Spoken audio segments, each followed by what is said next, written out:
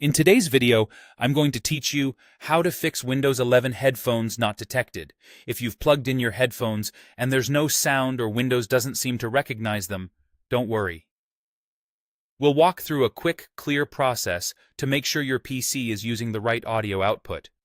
By the end, you should be able to route your sound to the headphones you prefer. First, plug in your headphones firmly into the correct audio jack.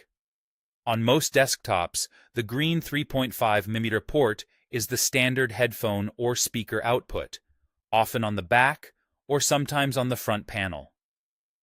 On many laptops, there's a single combo jack for headsets. Make sure the plug clicks all the way in. If you're using USB or USB-C headphones, connect them directly to your computer rather than through a loose hub, and give it a second for Windows to recognize the device. A loose connection is one of the most common reasons headphones don't show up, so take a moment to reseat the plug and confirm you're in the right port. Next, right-click the Start button on your taskbar and click Settings. This opens the main Windows Settings app where we can choose the audio output device. If you prefer shortcuts, you can also open Settings by pressing the Windows key plus the letter I, but right-clicking. Start works just as well. Inside Settings, click System, then click Sound. The Sound page is where Windows lists all playback and recording devices, along with volume and other related options. We'll be focusing on the Output section, so your PC sends sound to your headphones rather than to speakers or a monitor. Under Output, click Choose Where to Play Sound.